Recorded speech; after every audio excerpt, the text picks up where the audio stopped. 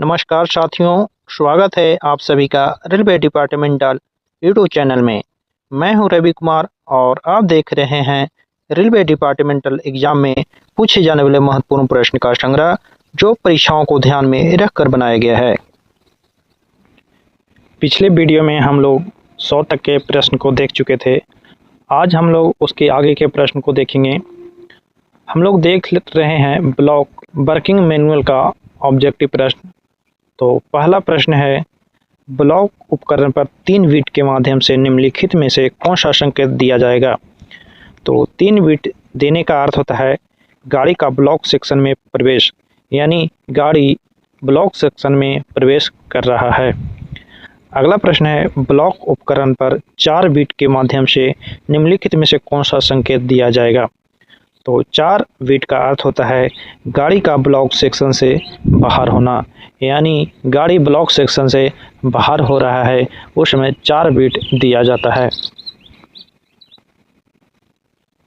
अगला प्रश्न है, ब्लॉक उपकरण पर 5 बिट के माध्यम से निम्नलिखित में से कौन सा संकेत दिया जाएगा।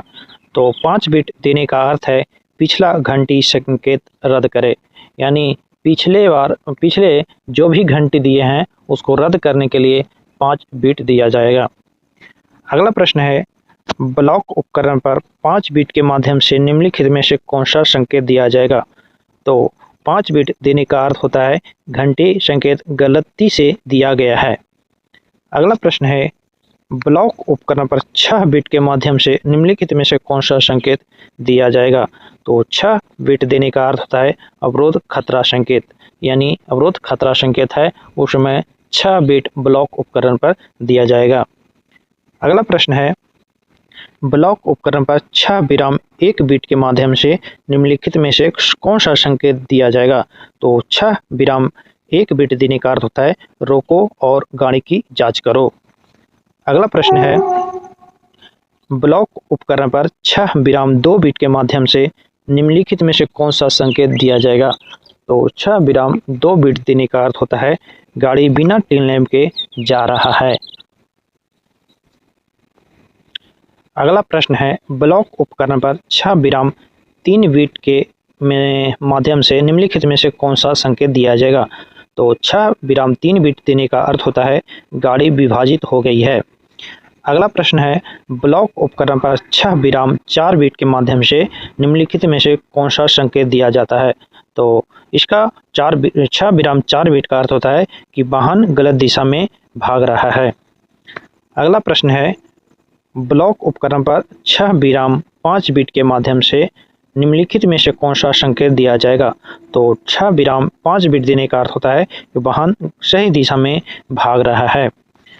अगला प्रश्न है, ब्लॉक उपकरण पर 16 बिट देने के माध्यम से निम्नलिखित में से कौन सा संकेत दिया जाएगा।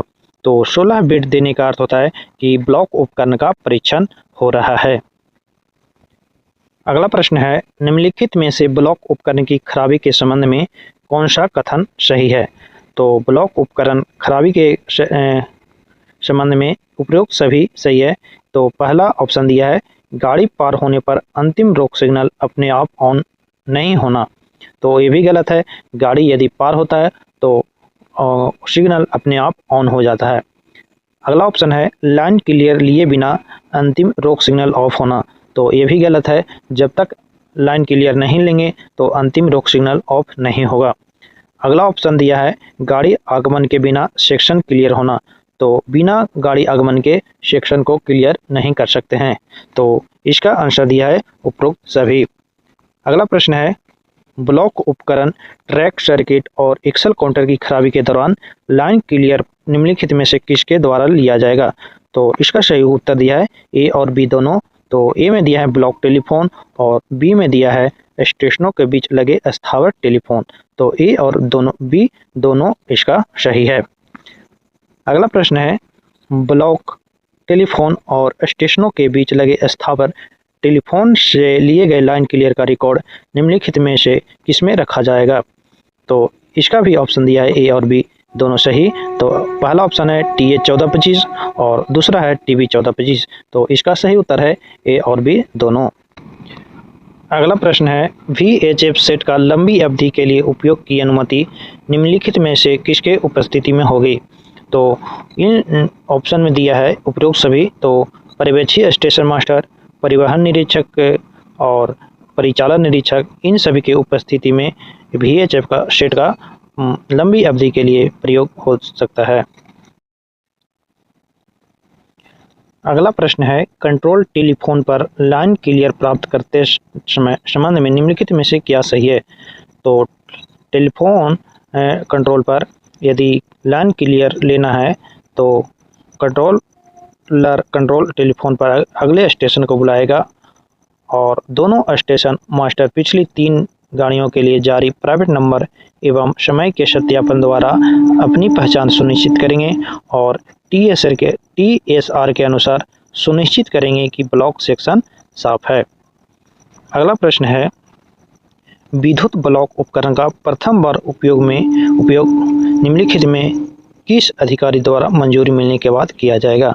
तो CRS के द्वारा मंजूरी मिलने के बाद प्रयोग किया जाएगा। अगला प्रश्न है गाड़ी द्वारा अंतिम रोक सिग्नल पार होने पर सिग्नल अपने आप ऑन स्थिति में आ जाता है, इसका तात्पर्य क्या होता है। तो इसका तात्पर्य है ब्लॉक उपकरण सही है।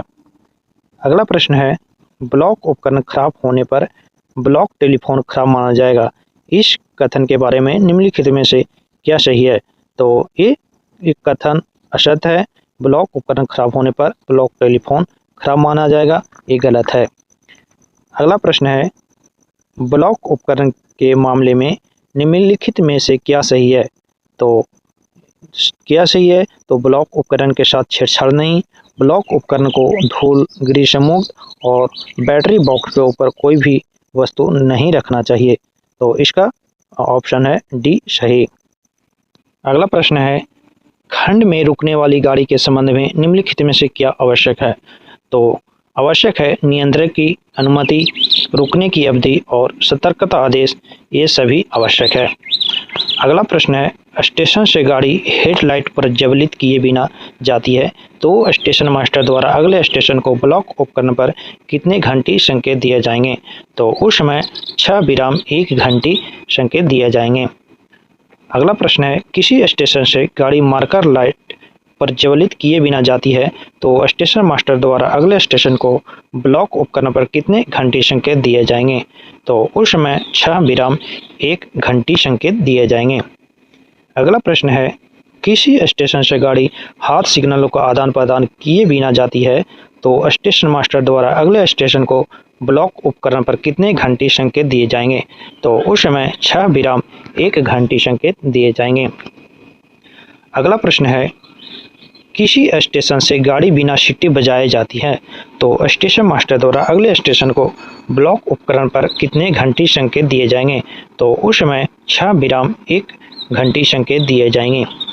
अगला प्रश्न है किसी स्टेशन से गाड़ी खुले दरवाजे के जाती है तो स्टेशन मास्टर द्वारा अगले स्टेशन को ब्लॉक उपकरण पर कितने घंटी संकेत दिए जाएंगे।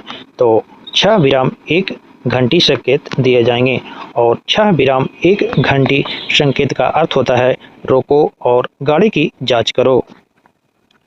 अगला प्रश्न है किसी स्टेशन से गाड़ी जाते समय सामान गिरता दिखाई देता है तो स्टेशन मास्टर द्वारा अगले स्टेशन को ब्लॉक उपकरण पर कितने घंटी संकेत दिए जाएंगे।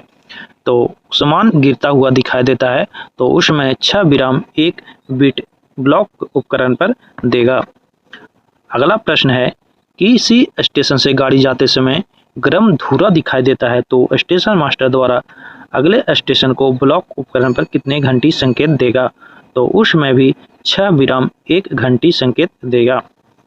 अगला प्रश्न है किसी स्टेशन से गाड़ी बिना प्रस्थान प्राधिकार के ब्लॉक सेक्शन में प्रवेश करती है तो स्टेशन मास्टर द्वारा अगले स्टेशन को ब्लॉक उपकरण पर कितने घंटी संकेत दिए जाएंगे। तो उसमें भी 6-1 घंटी संकेत दिए जाएंगे। अगला प्रश्न है किसी स्टेशन को 6-1 घंटी संकेत मिलने पर निम्नलिखित में से कौन सा संकेत होता है। तो 6-1 घंटी संकेत का अर्थ होता है गाड़ी रोको और जांच करो। अगला प्रश्न है कंट्रोल फोन पर लाइन क्लियर लेने के संबंध में कंट्रोलर पिछले स्टेशन के स्टेशन मास्टर को निम्नलिखित में से क्या जानकारी देगा। तो कंट्रोलर जानकारी देगा कि लाइन क्लियर में मिला प्राइवेट नंबर, कंट्रोलर का नाम और कंट्रोल नंबर देगा। अगला प्रश्न है, ब्लॉक उपकरण खराब होने पर लाइन क्लियर लेने वाले स्टेशन मास्टर द्वारा सर्वप्रथम कौन सा अधिकार पत्र भरा जाएगा। तो उसमें TA 1425 भरा जाएगा। अगला प्रश्न है, उन ब्लॉक स्टेशनों पर जहां विद्युत ब्लॉक उपकरण नहीं लगाए गए हैं वह गाड़ियों के संचालन के लिए कौन से अधिकार पत्र प्रयोग में लाया जाएगा। तो वहां TC 1425 या TD 1425 को प्रयोग में लाया जाएगा। अगला प्रश्न है, किसी गाड़ी को रिसीव करने के लिए स्टेशन मास्टर द्वारा सिग्नलों को ऑफ करने की अनुमति देने के लिए क्या आवश्यक है।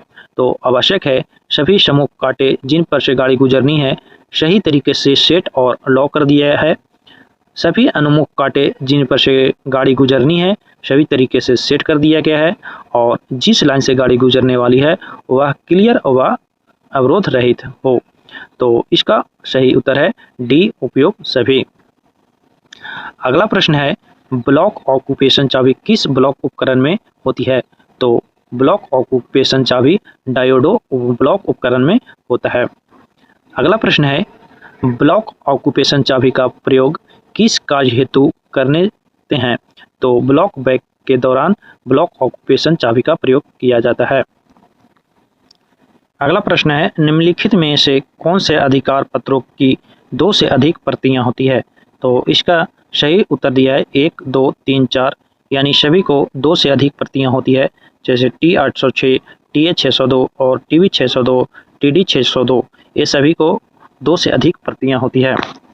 अगला प्रश्न है, ब्लॉक सेक्शन में संडी कार्य करने के लिए जाने हैं तो निम्नलिखित में से क्या सही है। तो ब्लॉक सेक्शन में संडी करना है तो उसमें ब्लॉक फॉरवर्ड, ब्लॉक बैक और शंटिंग चाबी ये सभी आवश्यक है। अगला प्रश्न है, निम्नलिखित में से कौन सा ब्लॉक उपकरण केवल सिंगल लाइन का है। तो सिंगल लाइन में क्योसन उपकरण लगाया जाता है। अगला प्रश्न है, यूनिवर्सल फेल सेफ ब्लॉक उपकरण UFSBI उपकरण लगे होने पर कौन सी घंटी संकेत देने की छूट है। तो 3 बिट और 4 बिट ये दोनों घंटी देने की छूट होती है। अगला प्रश्न है, सिंगल लाइन के ब्लॉक इंस्ट्रूमेंट पर कौन सी बिट नहीं दी जाएगी। तो उस पर 6-5 बिट नहीं दिया जाता है। अगला प्रश्न है, निम्नलिखित में से कौन सा कथन सही नहीं है। तो इसमें सही नहीं चुनना है। तो सही नहीं है कि एक गुड्स रिसीविंग लाइन को दूसरी लाइन से आइसोलेट करना आवश्यक है। तो ये सही नहीं है, बाकी 3 ऑप्शन सही है। तो सही ऑप्शन को पढ़ते हैं, जिन स्टेशनों पर गाड़ियां MPS से बिना रुके जाती है मेन लाइन को अन्य लाइनों से आइसोलेट किया जाना चाहिए। अगला है, जिन लाइनों पर यात्री गाड़ियां चलती है उन्हें सभी गुड्स लाइनों तथा उनसे संबद्ध साइडिंग से अवरोध आइसोलेट किया जाना आवश्यक है। अगला है, जिन लाइनों पर यात्री गाड़ियां चलती है उन्हें सभी गुड्स लाइनों तथा उनसे संबद्ध साइडिंग से आइसोलेट किया जाना वांछनीय है। तो ये तीनों ऑप्शन सही है, बाकी एक ऑप्शन जो डी में दिया है ये सही नहीं है। अगला प्रश्न है, स्टेशन पर गाड़ी के प्रत्यक्ष आगमन संबंधी निम्न कथनों में से क्या सही नहीं है। तो इसमें भी सही नहीं को चुनना है। तो सही नहीं है कि अनुमोदित विशेष अनुदेशों के अलावा उपर्युक्त पर्याप्त दूरी MSCLS में 180 मीटर से कम नहीं होगी। तो ये ऑप्शन गलत दिया हुआ है, बाकी 3 ऑप्शन सही है। डबल लाइन पर व लाइन स्टार्टर सिग्नल के आगे पर्याप्त दूरी तक साफ होनी चाहिए। सिंगल लाइन पर व लाइन ट्रेलिंग पॉइंट के आगे पर्याप्त दूरी तक साफ होनी चाहिए और सिंगल लाइन पर व लाइन अनुमोदित विशेष अनुदेशों के अंतर्गत उस स्थान के आगे पर्याप्त दूरी तक साफ होनी चाहिए जहां गाड़ी को रोकना अपेक्षित है। अगला प्रश्न है, निम्नलिखित में से मुख्य सिग्नल बटन कौन सा है। तो मुख्य सिग्नल बटन SGN होता है। SGN बटन किस रंग का होता है।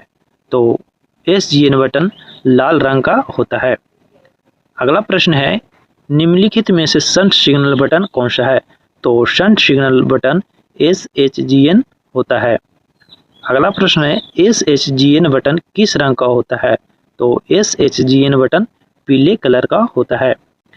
अगला प्रश्न है, निम्नलिखित में से रूट बटन कौन सा है? तो रूट बटन UN बटन होता है। अगला प्रश्न है, रूट बटन कौन सा रंग का होता है? तो रूट बटन भूरा कलर का होता है। अगला प्रश्न है, निम्नलिखित में से पॉइंट बटन कौन सा है? तो पॉइंट बटन WN बटन होता है।